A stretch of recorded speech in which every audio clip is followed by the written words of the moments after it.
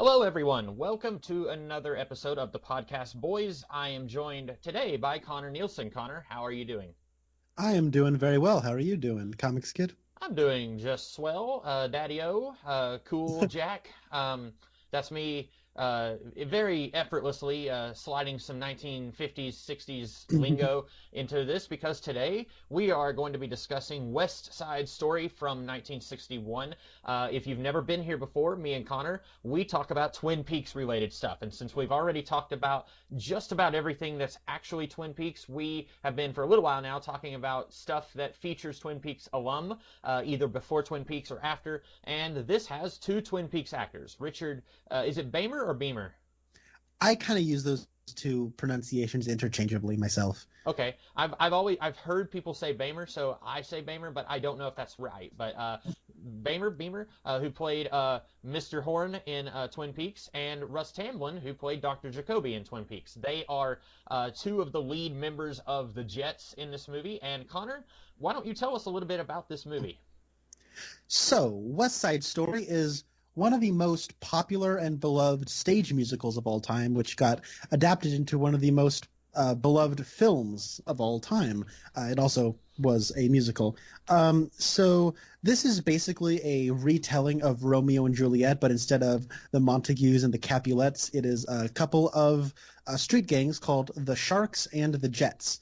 The Sharks are Puerto Rican immigrants, and the Jets are juvenile delinquent, but born in America, and they're both gangs of young men, and they only have a small area of street that they're fighting over, but they're definitely having a fight over it. And amongst the two warring factions, you have Tony, who is played by Richard Bamer. He is a member of the Jets, kind of, but he hasn't really been he's trying to get out of that life. He's got a job. He hasn't really been with the gang a whole lot. But then Tony meets Maria. Now, Maria is the sister of the leader of the Sharks, named Bernardo. But Maria and Tony meet each other and immediately fall in love. And while the war between the Sharks and the Jets reaches heights, their love also reaches heights, and maybe love can save the day. Or maybe not, because this is based on Romeo and Juliet. This went on to win 10 Academy Awards, almost tying Ben-Hur's record 11 2 years after Ben-Hur. This was directed by Rob Wise, who is kind of a pretty notable film director, but it was also directed by the person who I guess had come up with the stage. I'm trying to find it. Jerome Robbins? Jerome Robbins, that is correct. So, Comics Kid, this was your first time watching West Side Story, as it was mine. What did you think of West Side Story?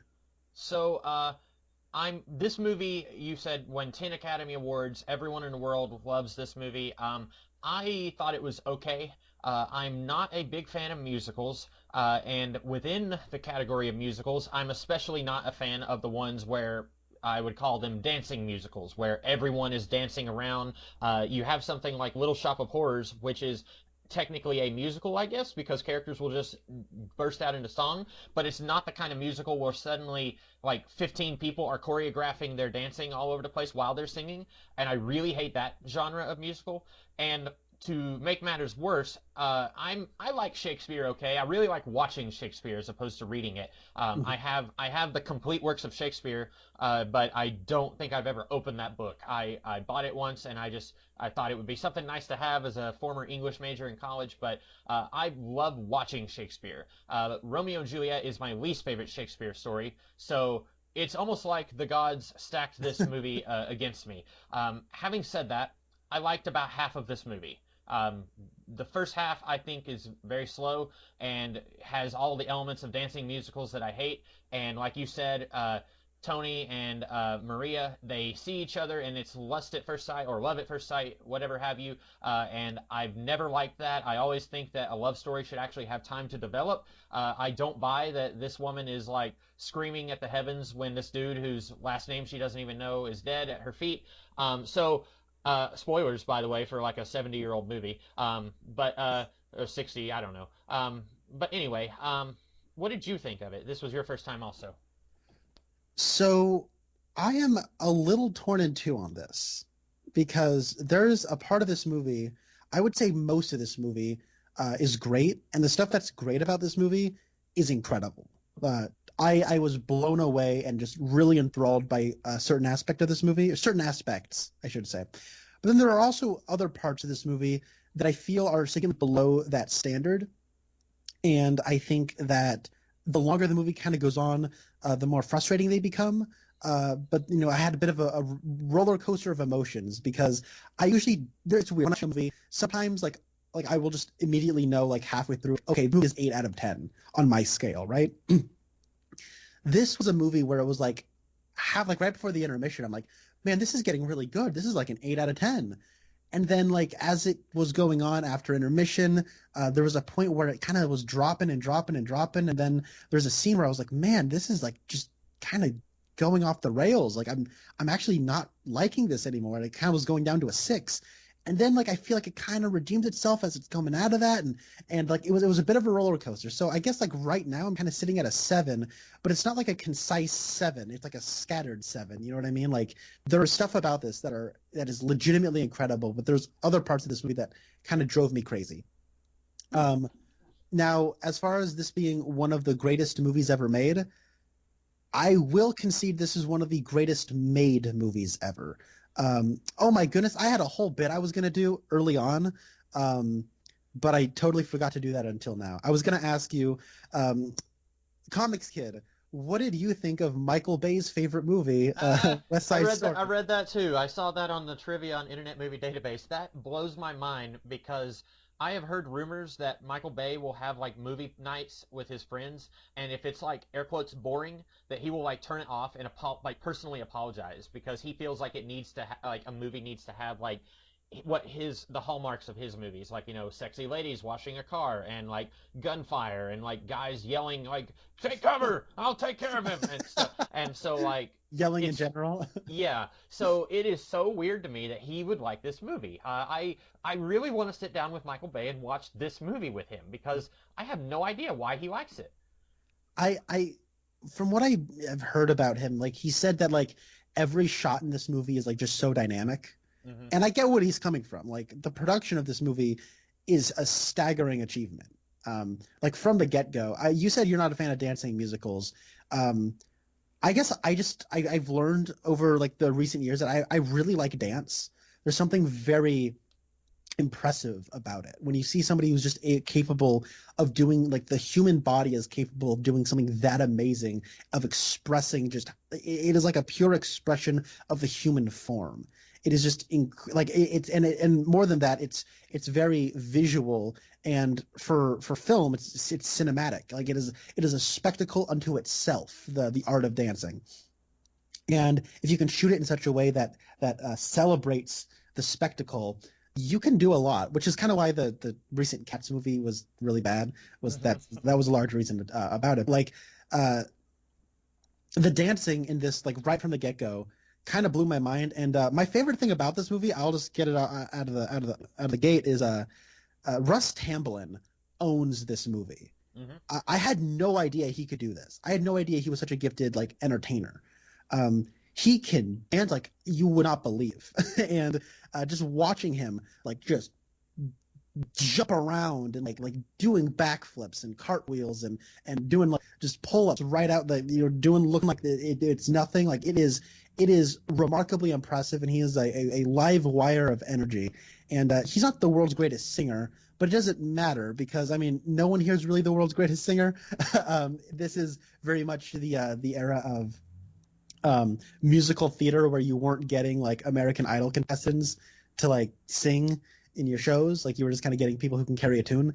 And but like good old Dr. Jacoby, this guy is like he was so entertaining the entire time he was on screen. So and I think that really a lot of the stuff with the Jets and Sharks gang war I was really invested in, but the love story was weak, and it got not just bad, but after a certain point I thought it was baffling. So Well, those are kind of my thoughts. part of the problem here is that it's being adapted from a story where the love story is weak and baffling. Because in any version of Romeo and Juliet, they literally see each other and instantly they're both head over heels in love with each other, like ready to die and kill for each other, and it doesn't make sense. And I don't know, humor from the 1400s, maybe William Shakespeare intended for that to be parody. Maybe he was making fun of some teenager who had just declared that he was in love with some girl he just met. I've met teenagers like that who, like, you don't know that girl from Adam. Like, you don't know anything about her. You don't know what she likes, what she dislikes, but you're declaring that you're in love with her. I've met people like that. I went to high school with guys like that. And so maybe Shakespeare went to high school with guys like that, and he was like, I'll show them. I'll write a story showing how stupid they are. And then it backfired, and now everyone on the planet thinks that that's like time's greatest love story. And so maybe that's what was going on. I don't know. And I couldn't tell you, like, I don't know the mind of Shakespeare. But that's what this story is doing. West Side Story is very much like they see each other, and like everyone else kind of fades into the darkness as they're staring at each other and they're falling in love. And I don't buy it because I've never bought that whenever I see that in a movie. Yeah, and here's the thing though, is like I feel on like a heightened reality like this one, I could be made to believe it, but there are certain lengths to which they go with the let's just you know what let's just talk about the love story, right? Let's focus entirely beginning to end the love story right now.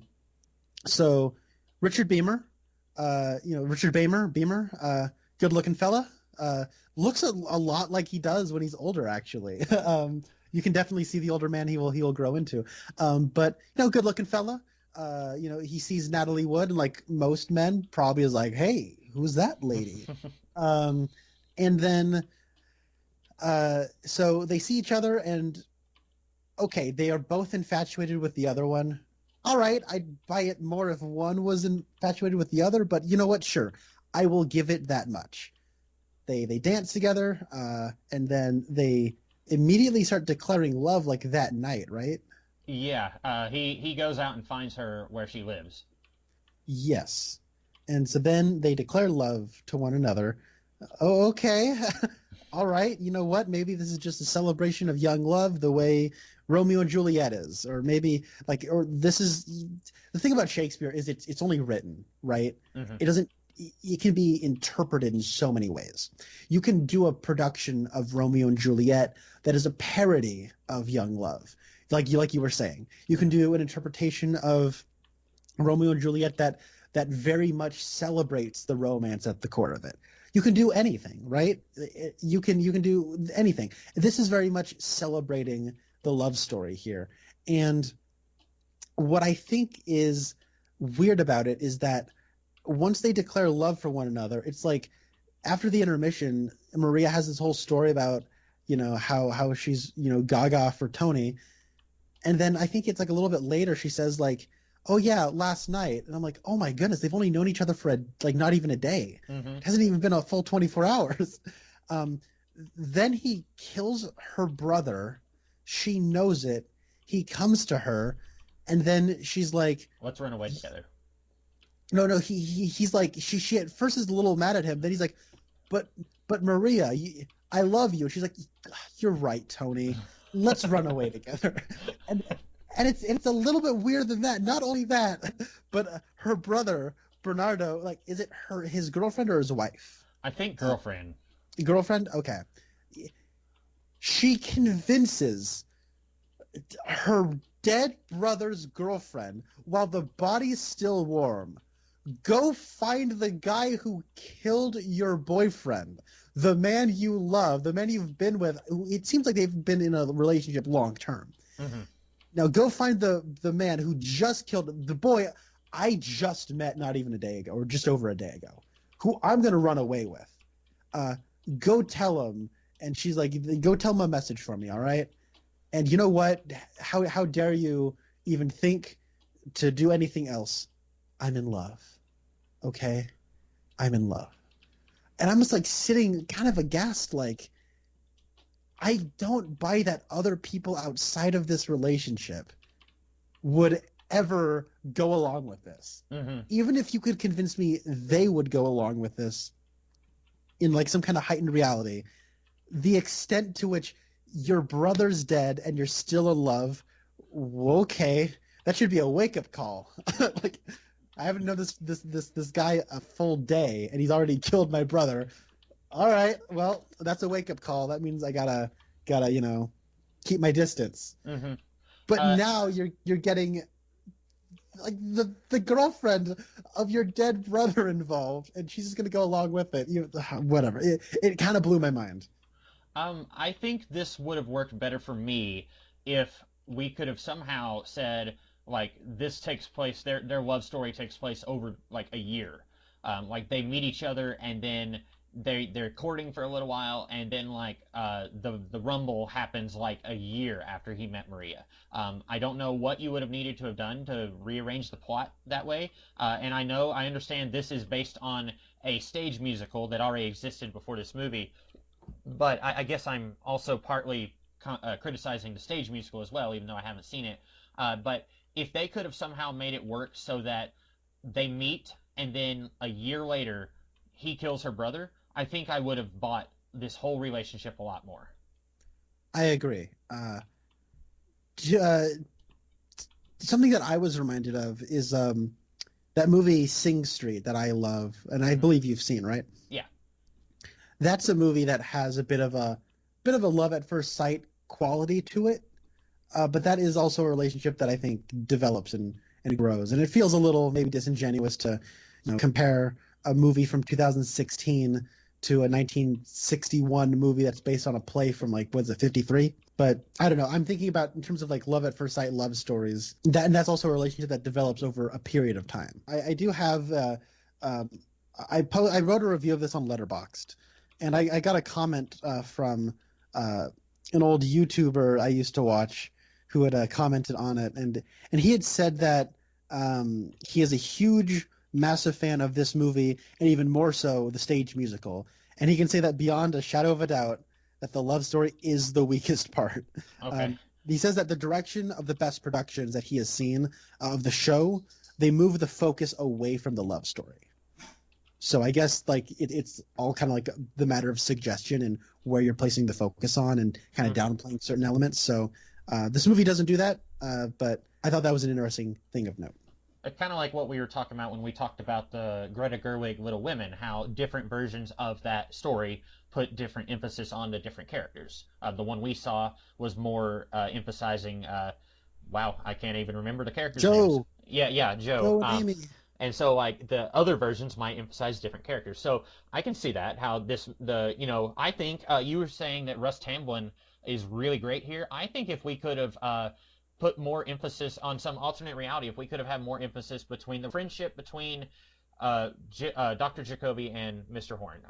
These two guys, when we first meet them, I'm like, hey, these two have a good rapport with each other. Like, they have this thing they say, from the womb to the tomb, from the earth to the birth, or from birth to the earth, or something like that, where it's like basically, like Captain America, I'm with you to the end of the line. And already we know that Tony wants out of this life, but he's also friends with Griff, played by Russ Tamblyn. And so there's a little bit of conflict there. It could have been neat if we could have seen a little bit more of that and see them struggling. Well, you're in love with the rival's sister, and I want to have a war with the rival, so what are we going to do about this? Are we friends with each other? That could have been kind of cool.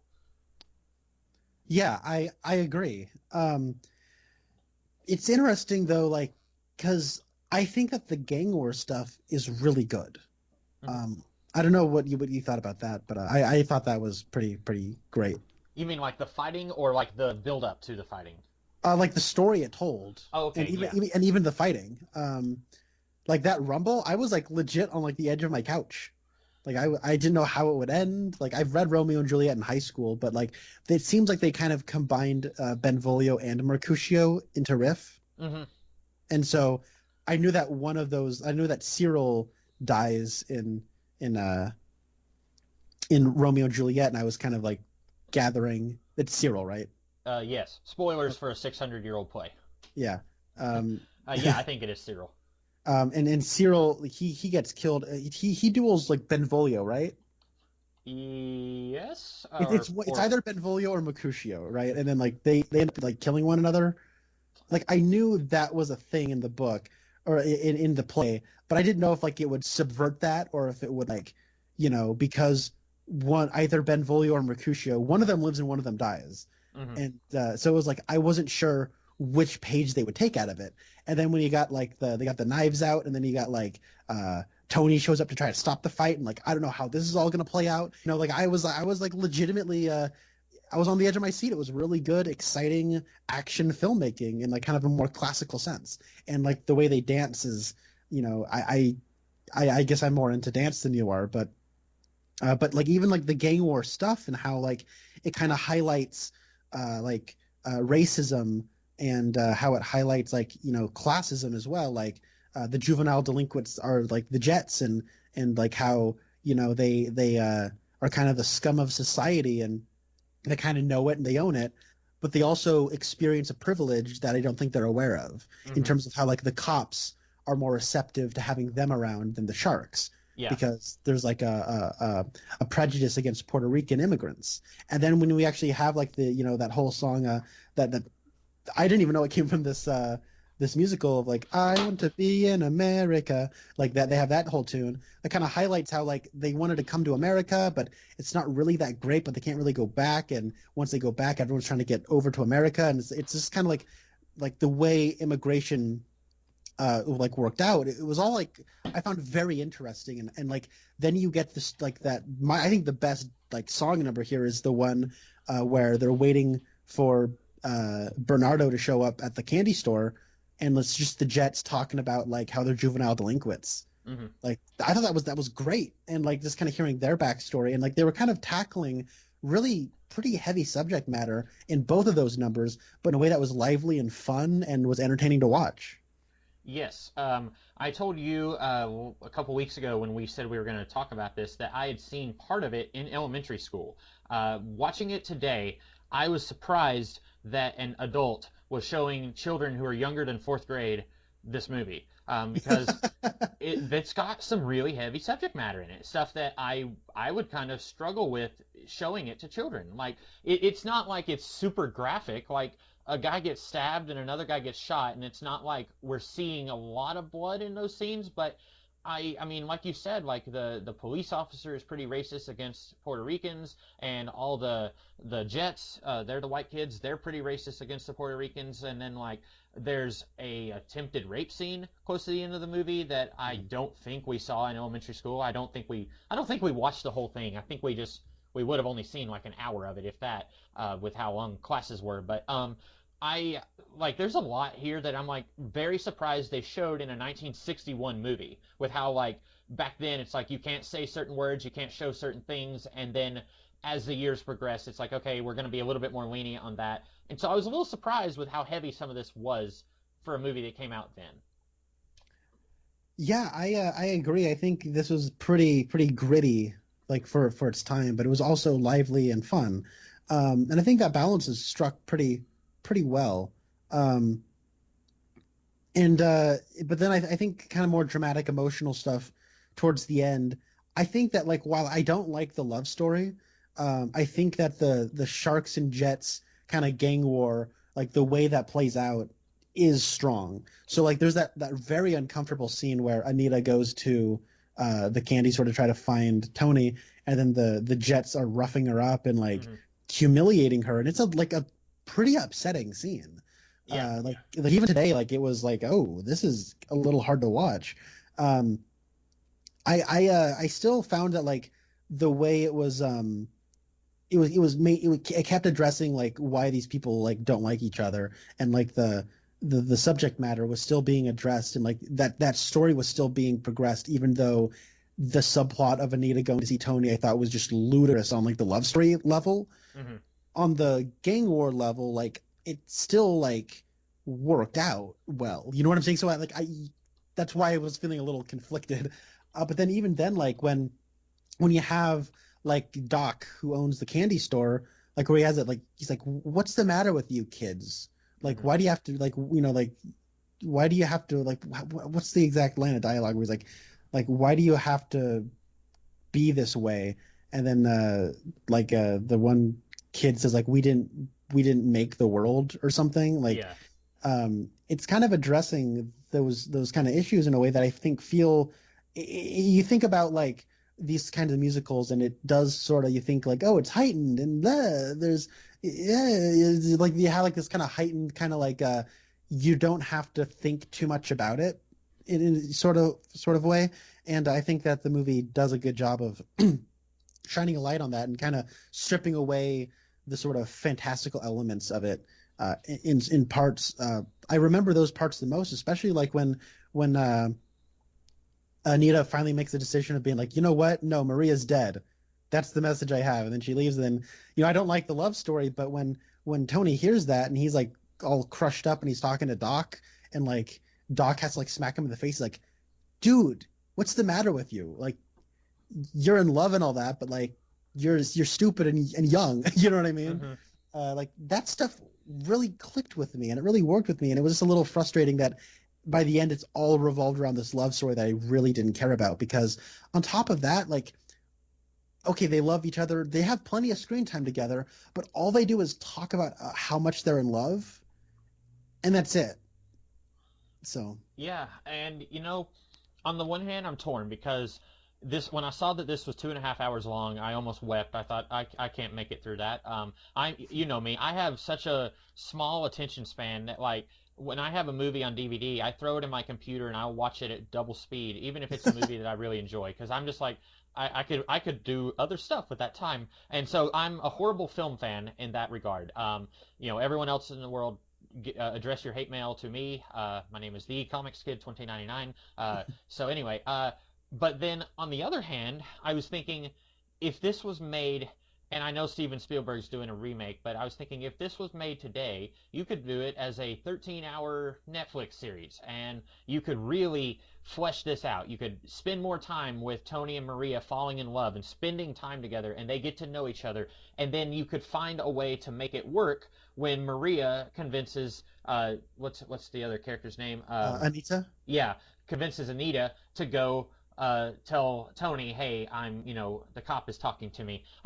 You could find a way to make that work, because like in the 1400s when Shakespeare was writing this, he would have just had Juliet sends her servant to go tell Romeo, hey, this is what's up. And then for whatever reason, she doesn't deliver the message. I don't think that actually happens. I'm just saying that as an example. But like, I was wanting to see more screen time, just more time for this whole thing, so that we could see some of these barely there archetypes become actual characters. Because I think what we like here is the acting. But the characters themselves are pretty threadbare. And unless you have an example of a character you think is genuinely well written, but like I like what Russ Tamblyn is doing. I like his friendship with Tony's character, but if there was any other actor, it wouldn't have been there. I don't think. That's fair, and I think that some of that stuff comes down to the medium this originates from. I think that when it comes like stage or like this kind of musical theater, it is more about the spectacle, and the archetypes are signifying the bigger ideas you're supposed to be reading into. And I think in that regard, like they're doing their job of, I'm invested not necessarily because I'm invested in like the characters, but I'm invested in like kind of the issues that they are representative of. But I think you are right that like the actors go a long way into making me as invested as I am. But I think they're doing their job right. Yeah, and apparently Richard Beamer, he said that he wasn't too impressed with his own performance. He said that he didn't really like what he was doing because one of the directors, and I actually was reading up on this, apparently there were two directors here. One of them kind of handled the talking scenes, and then the other one kind of handled the dancing and the singing scenes. And then that guy, I believe it was Jerome Robbins, he got fired because he was going over budget with his half of the movie. But apparently one of the directors was telling Richard Beamer, you need to play him as like the nicest guy in town and just not a bad bone in his body. But Richard Beamer wanted to play him more of a bad boy because according to the movie, his backstory is that he was a gangster and that yes, he's getting out of that life, but there would still be some aspect of him that is like what these other guys are acting like. and I kind of agree with that. I like his performance. I think he's doing the best he can with this love story. Apparently, he didn't think too highly of it either. He said he had trouble keeping a straight face delivering some of those lines, but I think he's doing a good job. But I do think he kind of has a good point about his character is a little inconsistent. Yeah, I also think I actually kind of agree with Richard Bamer there. Is that I think his performance is a little shaky. Him just being super nice kind of makes me a little like curious of what he's doing here. Hmm. Especially like when you hear like his backstory. And then like I don't buy that he would have enough rage in a moment to stab Bernardo. Yeah. And I think that comes down to you don't get any of the darkness. Mhm. And that's why. And I think like I didn't have a problem with him stabbing Bernardo because his best friend just got stabbed, but also it does play kind of weird when this is also the brother of the woman he loves, and he was just 2 seconds ago trying to get these guys to stop fighting each other. Like he was, and so like it's contradictory, but again, part of that is in the source material of Romeo and Juliet, where a lot of those same problems are kind of there as well. That's true, but I do think that if he was giving a more like a layered performance in terms of like there was a duality to him, like Hmm. I buy that he's kind of friends with Riff, but he's kind of past this whole jet thing, Hmm. and then like I feel like he's kind of more hanging out as like a favor to Riff. Yeah. But I buy that. I mean, I I know when I say I buy it in terms of like the movie's telling me time and time and time and time again, he loves her, he loves her, he loves her. So it's like any like threat of him, which allegiance to stick to, Riff and the Jets or Maria. I don't buy that there's a duality there, and I think that even like if you talk about like what we're reading into here is performances, not necessarily character, Hmm. you can play all the stuff non-verbally or like even verbally, but also non-verbally in terms of like he has a pining maybe to go back to the good old days of being a jet, but you don't have that. It feels like he's kind of past it. Hmm. And then I think that there's a way to adapt this. Like you say, like the source material is Romeo and Juliet, and that's true, but you can still adapt it into something else. You can play it a certain way. It's all in like the sleight of hand if this is a magic trick. You know what I'm saying? Like, and they don't play it that way. And like I didn't realize it, but you were saying like in the trivia you read that like Richard Bamer was told to play it like the nicest guy in town, and he's not a fan of his performance, and he didn't think the love story was very good. I guess I agree with him, like all the way. Um, I think he's honestly giving probably the weakest performance in the movie, and it kind of sucks that he's the romantic lead. I don't think he's really bad, but I think he's got a couple of very good scenes. But I do think a lot of the time him just being, oh, I'm just a really nice guy. Look at me, I could be Jimmy Stewart's kid. It's like I don't buy it that much because I think he's a little shaky when he has to be that nice of a guy. So yeah. Yeah, I don't know if I'd say it's the weakest performance, but I'd say, and I don't think it's his fault if it is. I do think if he is to be believed, the director was pushing him to do the performance in this Oh, way. absolutely. He was giving the performance he was asked to give, but I do think the performance he gave wasn't that great. I think. Yeah, that's fair. And like you were saying, since this isn't, if someone today said, I'm going to direct Romeo and Juliet, it's going to be a, 2020s Romeo and Juliet, and then they changed everything, you would say, why didn't you just call it something else? Like, why didn't you didn't have to adapt Romeo and Juliet if you were going to change everything? But this is taking the plot of Romeo and Juliet, but it's a different title. And so someone who's never seen Romeo and Juliet, they could watch this and they could just say, "Hey, this is it's a story about these rival gangs." And they do change the ending. The ending is a little different than Romeo and Juliet. So anytime, whenever I say, "Well, that's kind of how it is in Romeo and Juliet," well, that's no excuse. Like you were saying, like they could have done it different. They could have done something way different, where you know like I was saying, if this was a Netflix series, they could have given more of a role to the girl who wants to join the Jets, or give more of a role to Anita. Like when her brother dies, maybe she takes over the Sharks and becomes really vengeful and wants to kill Tony. You could do stuff like that wasn't in Romeo and Juliet. It'd take the story in a totally different direction, but it would be interesting to see play out. But that would be cool. I would be down for a total reimagining of this story because I think there's plenty here that is great. I think that it's very kind of maddening to me that and unfortunate that the worst thing about this movie is also like the most important thing about the movie. And I do think that like there are some good tunes in this movie in this show, I guess. There are also there are a few not very good songs too. And I think unfortunately Richard Beymer is kind of straddled with the weaker songs as well. What's it called? His first song where he's like something's gonna happen. What's it called? Something coming, or whatever. Like, I don't think that's a very good tune. Mm-hmm. I guess the big song everyone loves, like Maria. I just met a girl named Maria. What? Mm-hmm. Not. I don't know. I feel like I'm not a music critic. Yeah, I'm not either. I know how to read music, and I played the violin for 10 years. Like, I get music theory to a degree, but like I don't know. Like when it just comes to like songs, I'm like, it's weird. Like because there's that one song where it's like the Jets are trying to collect themselves in a parking garage. That is like the definition of like a filler tune. Like it is just like, remember guys, stay cool. Yeah. But you know what? There's some good dancing in that song, and like there's some cool camera setups. There is some cool like production. Like if this is a spectacle that's all about being a musical, it justified its existence with that, I think. And I think that's where and first of all, I'm surprised to hear you say that you're not a music critic and you kind of know music theory when you said you played the violin for 10 years. I did not know you did that. Oh, really? But, yeah. I played the violin from 6th grade all the way through high school. Okay, cool. I know even less about music. I cannot read music.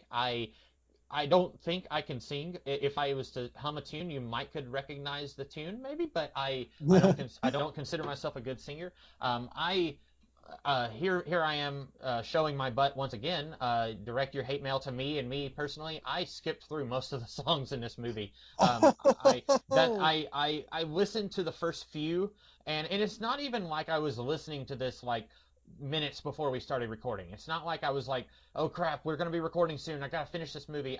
It was earlier today, and I was just like, I don't like these songs. And I've heard people say that musicals, often the problem is that the songs don't advance the story. And a lot of the time, I think that's true in this movie because I skipped most of the songs and I feel like I was still able to keep up with the story okay. Like most of the duets between Tony and Maria are just them singing about how much they're in love with each other, and I already got that from the 0.1 seconds of them staring at each other at the dance. So I personally didn't need the songs. And I'm sure someone is going to, well, you're not a true cinephile. I am not. I burned my cinephile badge a long time ago. But I don't dislike musicals on the whole. Little Shop of Horror, I mentioned that earlier, the one with you know what? The guy from Ghostbusters, whose name I can't remember. Yeah, I like that movie. I like it a lot. I like the music from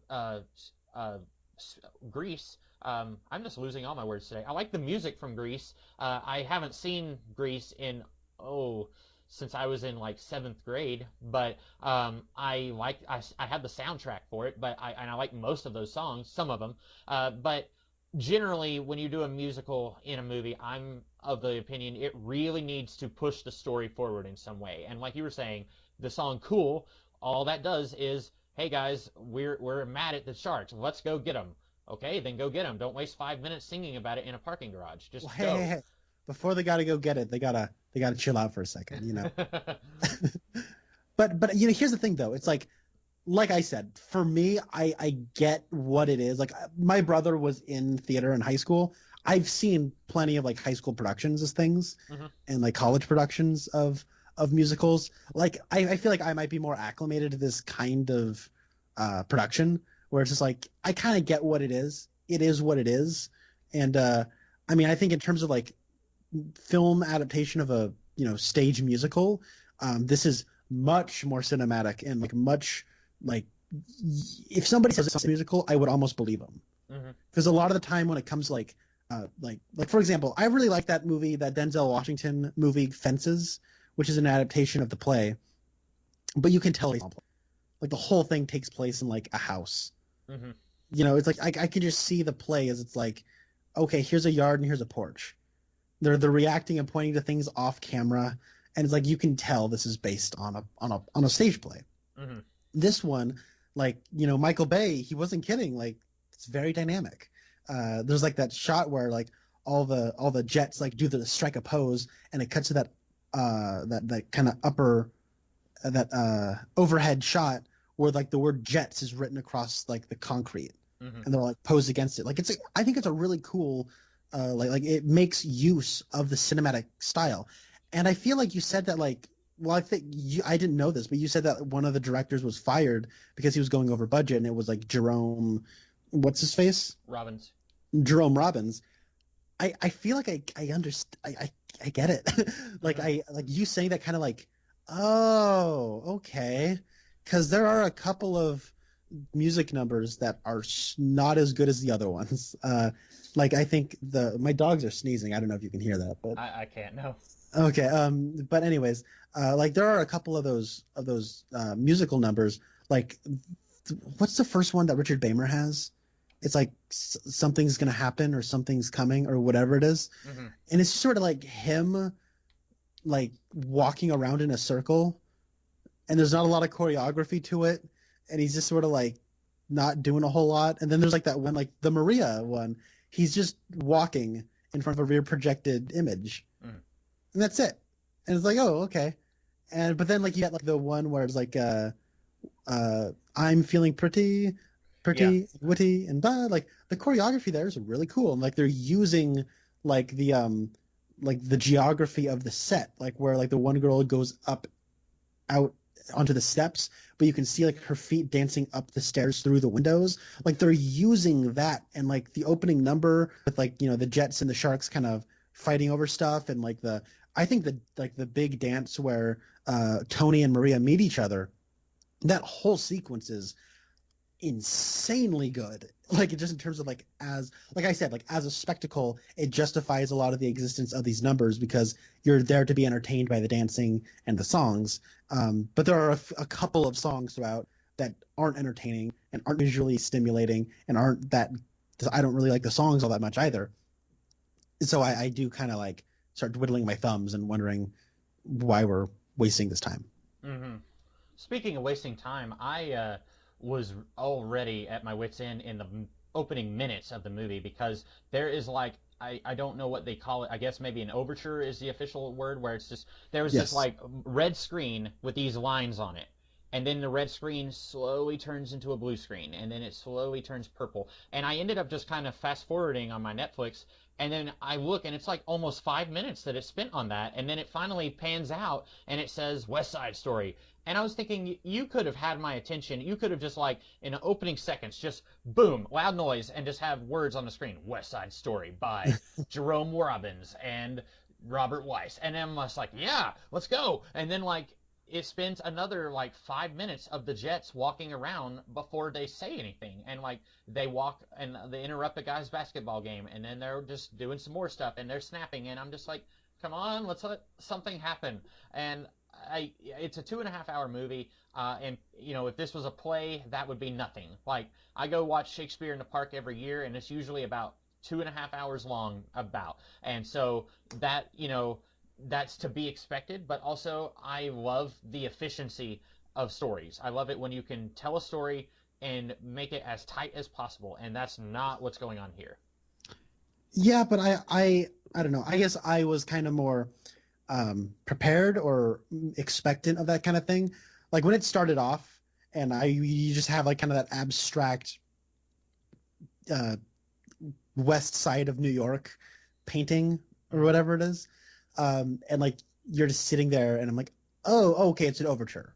Okay, like Ben-Hur has like an overture, you know, in like Mm-hmm. 2001, and so I'm like, oh, okay, I get this. And like halfway through, there's an intermission. I'm like, oh, okay, this is the kind of movie it is. It's trying to be faithful to like the experience of going to a stage show. And I understand your desire for efficient storytelling, and I especially understand a desire for efficient storytelling when it's not the kind of movie or the kind of story you necessarily prefer. But this is a stage production. Efficiency is not the ambition or the goal in the slightest. I feel like it's all about, hey, you showed up for songs and dancing, you're getting the song and dance, and we are gonna just, that's kind of like why you're there. I mean, you were there because I said I wanted to watch this, but I was held captive. You were held captive, but like for the kind of thing it is, like I kind of figured this would be what they were doing, and they were. So. Mm-hmm. And it sounds like you and I, we were just kind of, you expected and you prefer different kinds of things when it comes to a musical, and I prefer the opposite because I like like I said, I go to a local Shakespeare in the Park every year, and what I love about that is it could be a massive war story like Macbeth or Hamlet, where it's like, this is a war that's enveloping the entire country of Great Britain, and I am imagining in my mind, like, thousands of people in this army are dying, but you're only seeing like 12 people on stage, or, throughout the whole thing, maybe 2 people on stage at a time. Or I like being able to see people who have like $3 perform something, and I can still, this is still, the core of it is still there. I love seeing that. And so this was taking just an okay story and then throwing, by today's budget, millions of dollars to it, and then like I'm just like, yeah, it's like eating a cake with, barely any cake but a whole lot of frosting for me. But I get like that, yeah. if you go into the cake and you're like, I love frosting, and let's take that cake and get it out of here, then you're gonna love this. That's a good metaphor. I get that, yeah. I'll say one before I forget. I think that this like I want to like specify certain aspects of the production, because I do think on a production level this thing is at least 10 years ahead of its time. I had to like check the date again. I mean, this is 1961. Like this is 7 years before 2001: A Space Odyssey. This predates Night of the Living Dead. Night of the Living Dead is like less than a shoestring budget, I know, but like still. This feels like it was made significantly later than Ben-Hur. It doesn't feel like it was made 2 years after Ben-Hur. I think this predates Lawrence of Arabia.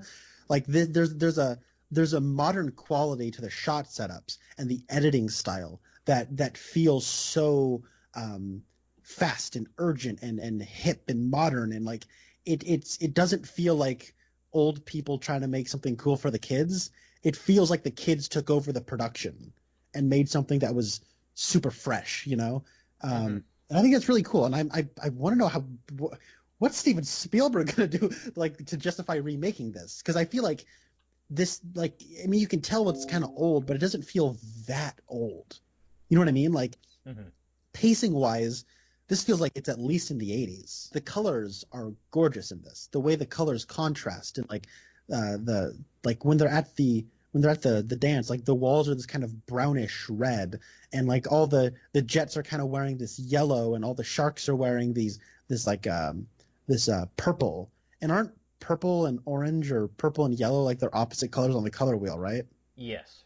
So it's like you have those, and like a red is like a kind of a nice marriage of the two. It complements both of those colors, so it's like there's a clear eye to those details.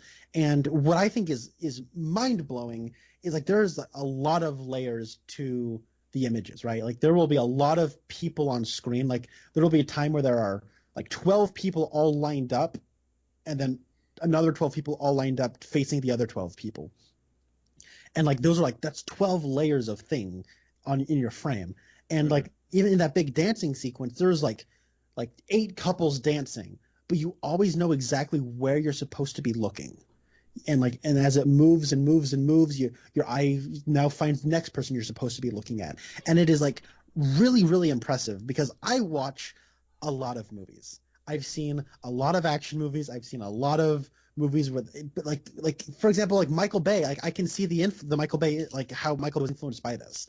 Like there are a lot of, like in his shots, he will try to find as many layers as possible. That's why when his camera moves, it'll often move behind like a street light, because that street light is another layer to add. You know what I'm saying?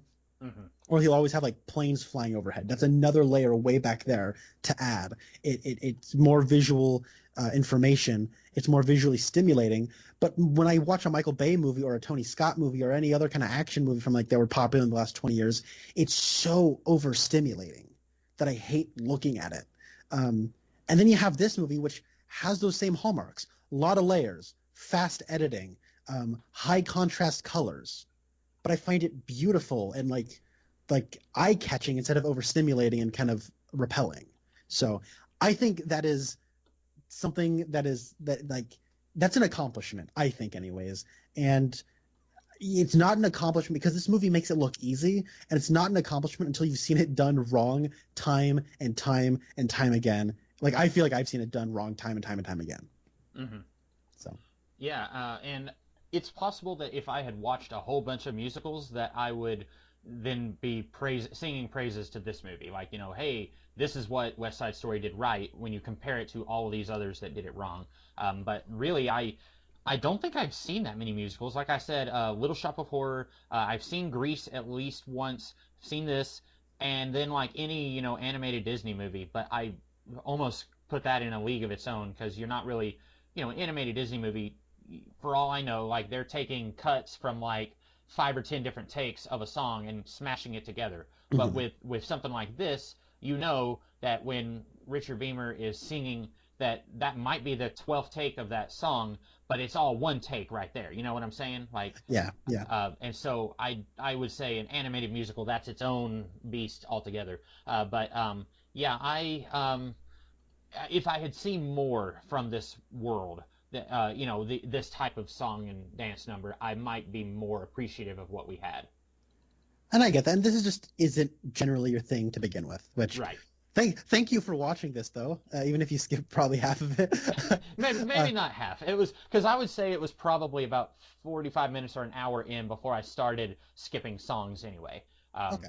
And so I and really, with each song would only be like 2 or 3 minutes long. So I feel like I got the gist of it. I think I can safely talk about this movie without people saying you didn't even watch it. You don't know what you're talking about. So you said that you thought this movie was just okay. You've been kind of down on this lately, and I mean, I get it. I've kind of been trying to be the praise, the one saying all the positive stuff. Hmm. Was there stuff about this you liked?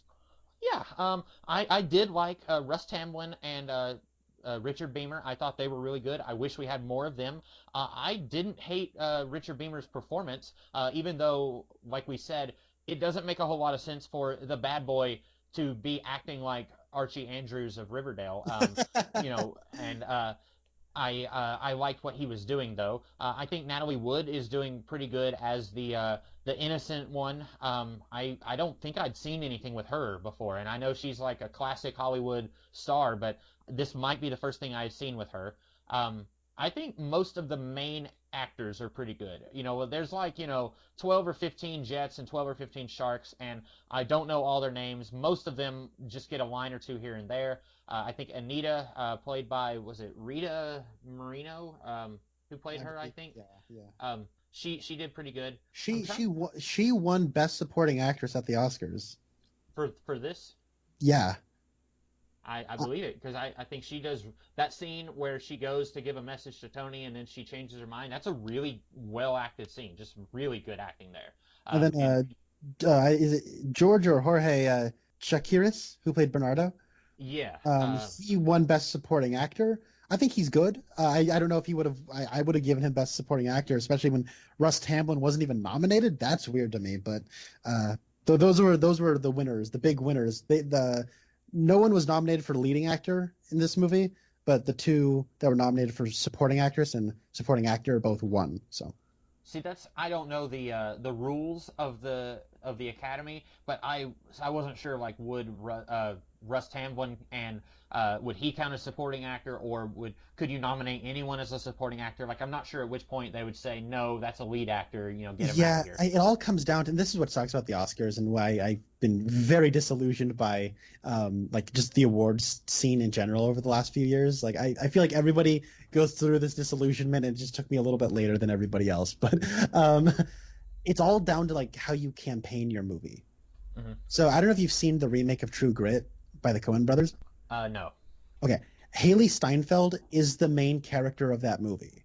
She is. Her character is the one leading the entire story. Her dad's the one that was killed by Tom Chaney, and she's the one who hires Rooster Cogburn to go track him down because he's got true grit.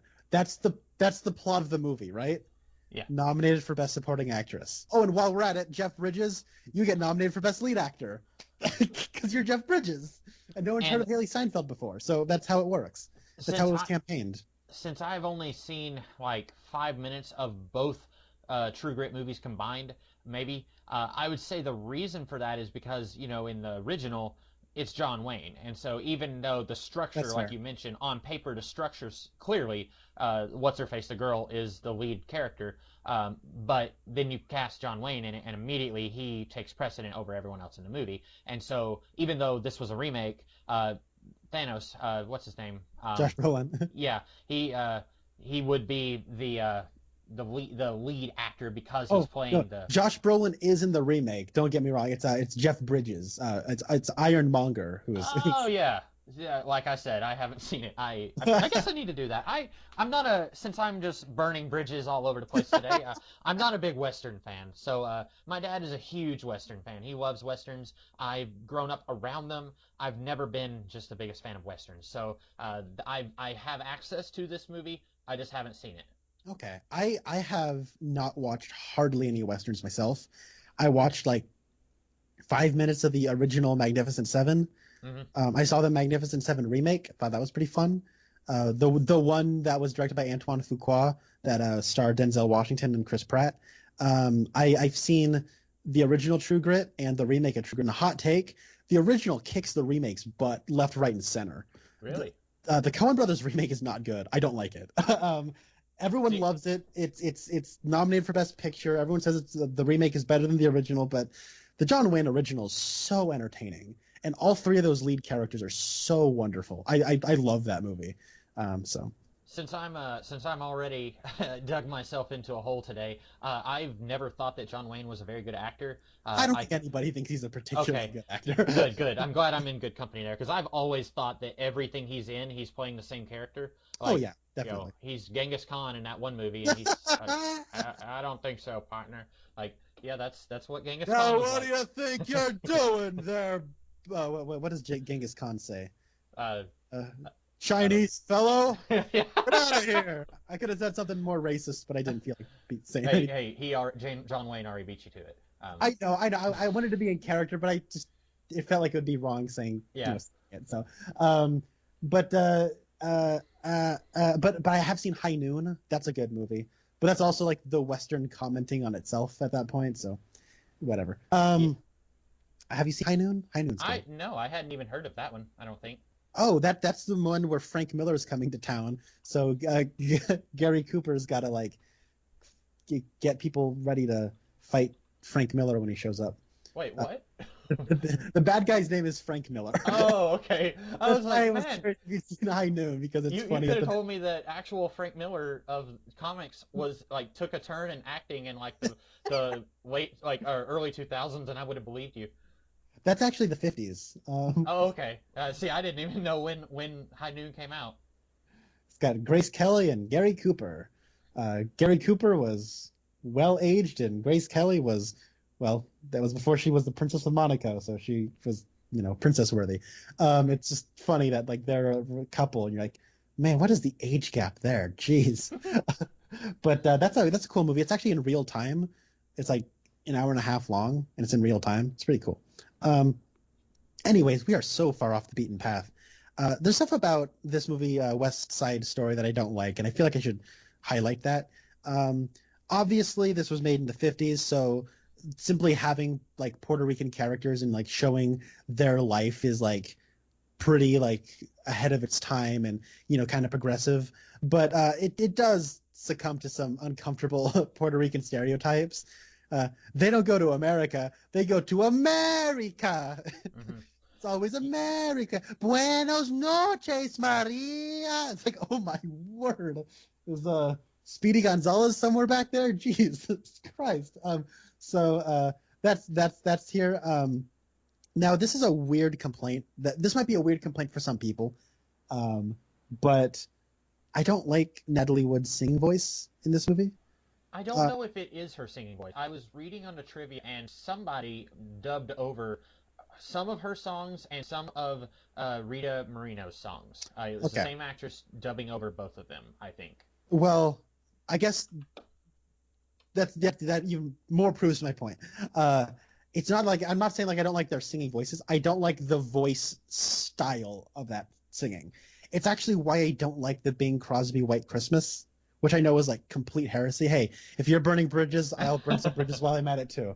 I don't like the Bing Crosby White Christmas song because half of it is done by like the backup singers, and that style of singing just like makes me want to pull my ears off. It's that falsetto. No, not falsetto. That's what guys do. It's that soprano, old style soprano, and it sounds like that. And it sounds so old. It sounds like an old 80-year-old lady is singing, and it just makes me want to rip my ears off. Like I don't like, and there's no other way for me to describe it other than it just sounds so old, and I hate it. I sound so inarticulate when I try to say it that way. But like, and so it's like when like half of whenever like a lady in this movie opens their mouth, they sound like that. I'm like, oh dear Lord. I guess that might sound hypocritical with me saying like, Russ Hamlin's not the world's greatest singer, but he's entertaining. Yeah, he's like talk singing. It's fine. Like, I don't know. Like, I don't think Richard Beamer's that particularly that good of a singer, but like he's carrying a tune, and it's not even necessarily that the singing is objectively bad. It's just that style of singing is just like nails on a chalkboard to me. So that's an issue I had with this movie. Is like there's like the part where she's just belting it out to Anita and explaining why she's in love with Tony and why you should just get over the fact that my brother, your boyfriend, is dead. Now you need to go over to the boy who killed him because I love him and tell him that we need to run away together. When that whole musical number, I was like, I almost skipped it. I was almost with you. Like, oh my God, like, can it get any worse than this? So that is probably my biggest complaint is that I get it. It's musical theater. You're not there to like, it's not American Idol. It's not people trying to sing their best and showiest. It's just people trying to carry a tune because they also got to dance. They also have to act. They also have to do all this other stuff on top of singing. I get it. But that being said, like I have my limits and that's where I draw the line. So, I should also say, we were talking about things that we liked. I liked every time the cops would show up, and even though these two gangs hate each other, it's almost like they are reunited in how much they don't like the police officer guy. Mm-hmm. Like whenever they're having their war council meeting, and then he walks in, and then they're like, pretending to play darts, and they're like, drinking a milkshake or whatever at the table, and then, he tells the Sharks to go home, and then like Russ Tamblyn kind of has a look on his face like, come on, leave them alone, and mm-hmm. like he still hates the Sharks, and he hates what's his name, not Bernardo, is that it? Bernardo, yeah. But you get the feeling that if he had to choose an enemy, he would rather have the Sharks as an enemy because there's almost like a mutual respect there. Maybe I'm reading too much into that. I think that's actually what I like about the dynamic and why I think like adding the cops is like a really good dynamic, because it's like they don't like each other because they're warring over turf, right? And then, but like when it comes down to it, like Russ Tamblyn, like he kind of sees them more as kindred spirits because they're kind of at the bottom of society. Mm-hmm. But at the same time, he's not aware of like the kind of the privilege he gets by not being Puerto Rican, because the cop sees the Jets as more of a kindred spirit than the Puerto Ricans, because we're both white Americans. Come on, be about it this way, right? And so I thought that was actually a really kind of a neat dynamic and was kind of thoughtful and well put together. And so like that's kind of why I thought the Rumble was such an exciting moment in the story, because like you have the part where the Jets are marching, the Sharks are marching, and Tony's running down to hopefully stop the Rumble. And then we got the cops are like looking around, and they're in their car, and it's like it feels like all these things are going to be converging. I didn't know where it was going to go, who was going to be with whose side, where the cops going to show up and then the jets team up with the sharks, or where the jets going to like bounce and then the cops are going to shoot the sharks. Like I didn't know what was going to happen. Is Tony going to get there in time? I found it like it almost felt like a cliffhanger of like a good TV show, you know? Hmm. Yeah. I also liked. I should have mentioned this earlier, but when Richard Bamer walks in, and then he kind of he thinks he's diffusing the situation by saying like, "You guys aren't going to get in a, you're not going to use weapons. You guys should just fist fight." And then he tells Maria, "Hey, it's okay. They're just going to fist fight. No one will get hurt." And then she says, well, "You should go in. You should go there anyway to make sure nothing happens." And of course, she doesn't know that him going there kind of is what escalates things, because it's possible if Richard Bamer wasn't there that nothing would have happened. But him being there, he ended up killing Bernardo. Or it's possible that things would have escalated. Yeah, it's one of those things that's hard to tell. But I like that aspect of it where he is caught in the middle. Even though we're not fans of the love story, I do like how he feels torn between these two worlds. I think he's acting that well. I agree with that. And you talking about like him like if he had not intervened, would it have all gone over fine? Like that was an aspect I also really liked. And that felt the most like classic Shakespeare to me. Like that felt really Shakespearean. Yeah. And that kind of stuff with Shakespeare is what I usually like about his work. Me too. Me too. Where it's like, characters manipulating each other. This servant has a chance to send this message, but they decide not to. Something like that. I mean, that could be a dozen different Shakespeare stories. So I like that kind of stuff. I feel like I had something on the tip of my tongue that I like the rivalry between Bernardo and, well, it's really more of a one-sided rivalry between Bernardo and Tony. I kind of like that. Did you know John Astin was in this movie? John Astin? Yes. He was in the 1960s Addams Family TV show. He was Gomez Addams. He is the guy at the dance, the one who's like, "Oh golly, kids, you were getting along so well.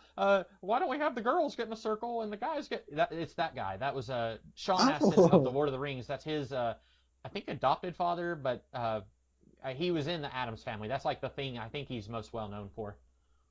That's awesome. When you said John Astin, for a second I was like, Sean Astin? I thought he was like a baby in the Goonies. Yeah, yeah.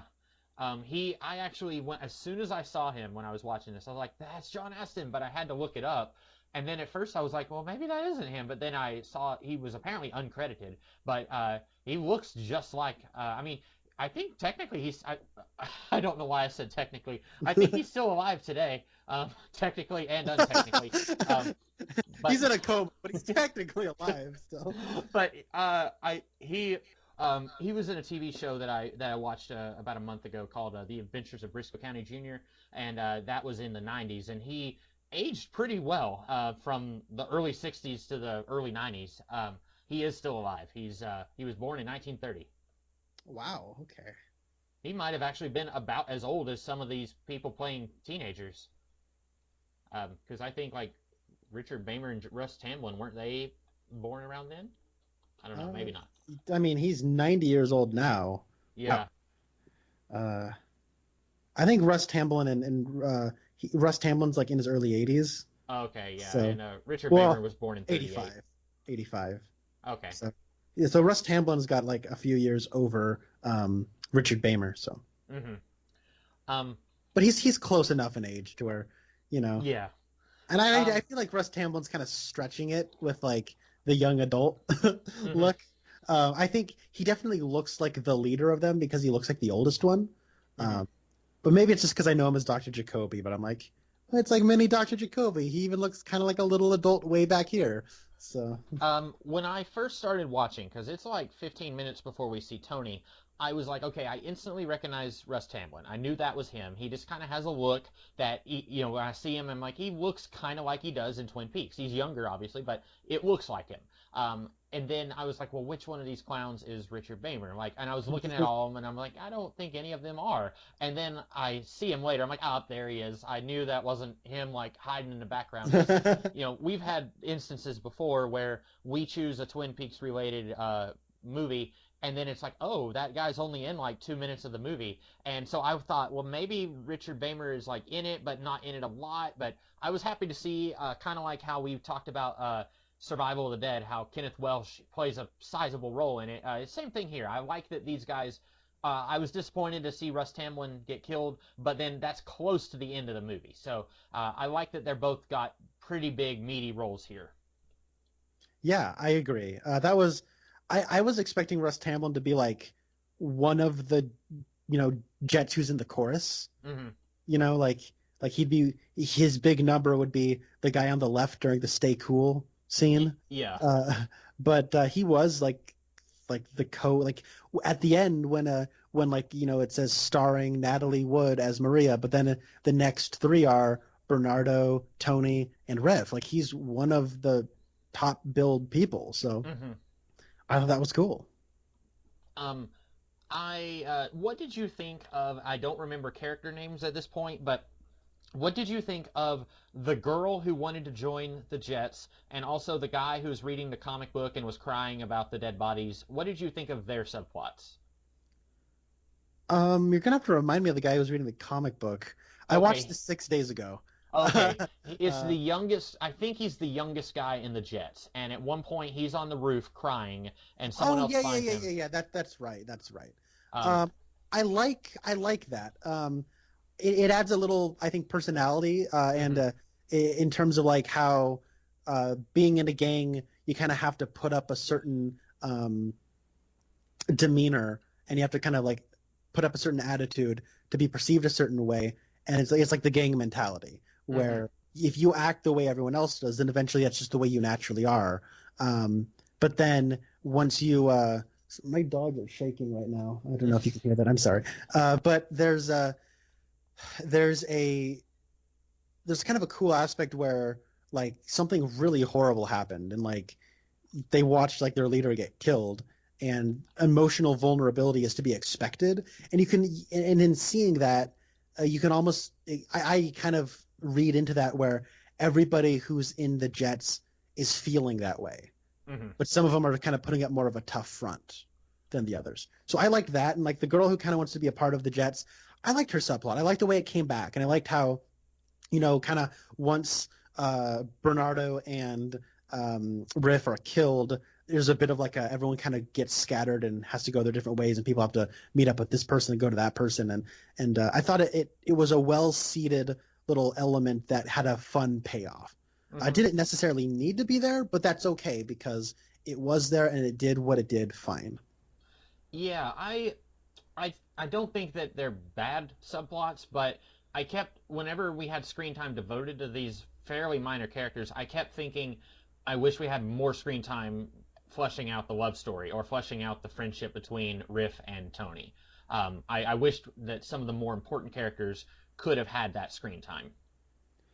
I get that. And I mean that's completely understandable, especially like you're all about wanting to make the story better and utilizing that screen time we do have because it's 2 hours and 22 minutes, plenty of screen time. Um, but I the stuff I liked about the story was the Sharks versus Jets gang stuff, and that's delving more into that stuff that I like. So That's I, fair, yeah. I was cool with it. And I didn't think any of that subplot was bad. I didn't think that the girl was a great actor. No, I thought she was kind of leaning hard into that faux New York accent. And I I was a little confused about why she wants to be part of the gang. Like, I guess with all these guys, they probably, like, at one point, they're talking to one of the cops, and they say, we're not getting the appropriate amount of love and attention at home, so that's why we're here. And they're joking. They're obviously lying to the cop because they're about to have a war council meeting. And I wonder, like, okay, why are they in this gang? And that's something I don't think is delved into a whole lot, and that's fine what are because you we've talking only. about? They have a whole number talking about it. Well, are you talking about the one after the cop leaves and they're like, is it Mr. Or Officer Krupke? Yeah, yeah, that one. Okay, yeah, and with that I wasn't too sure if they how serious they were being. I thought, well, maybe they're being serious or maybe they're joking. I couldn't really tell. I think they're being playful because they're all with like kind, but the stuff they're talking about is real. Like they said like all their dads are drunks and their moms are junkies, Hmm.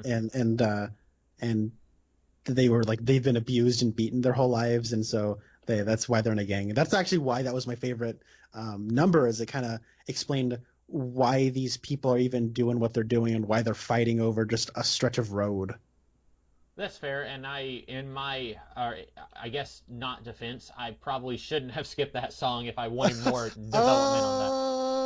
Oh, gotcha! Yeah, Roasted! Come on, man! Why do you watch the movie? Get out of here! Yeah, yeah, that's me. just kidding with you. But yeah, I don't have anything else to say about it, unless you have more stuff. No. Actually, talking with you reminded me more of the stuff that I wanted to say, so I didn't even think I'd have this much to say. But It, thank you for watching this. I hey, appreciate you giving the time, even though it's not your cup of tea. But what is your pick for our next subject of review? I have been kind of on the like not on the fence, but I've been bouncing back between a few different things. I am going to pick a movie. I don't know if you have access to this, so while I say this is what we're going to talk about, we may end up conversing off camera in between now and the next time we record, and you may say, "Hey, I wasn't able to find this thing," but according to the Internet Movie Database, it's free on IMDb TV, so I don't know what that means, but it is a 2000 movie called The Hound of the Baskervilles. It has Matt Frewer as Sherlock Holmes and Kenneth Welsh as Dr. Watson. Oh, I remember looking up Kenneth Welsh when we were watching Twin Peaks, and I remember seeing that he played Dr. Watson in a few Sherlock Holmes things. So I wasn't sure what they were, but I'll seek this out and see if I can get my hands on it. Yeah, and if you're not able to, then I can think of something else because I've got a list of stuff that I have access to. Either well, I was looking through Netflix earlier today and couldn't find anything, but I if you can't find it, I can always look for something else. But there were a couple of at least two Sherlock Holmes, I'm assuming TV movies that were him and Matt Frewer. I just happened my parents actually owned this one on DVD, so that's why I chose it. But yeah, this I assume is gonna be a pretty big role for him. What we were talking about earlier about picking something that actually has a fair amount of Twin Peaks actor in it. So I don't think I have seen an actual Hound of the Baskerville adaptation other than an episode of the Benedict Cumberbatch Sherlock series. And so this will be a little closer to the source material probably.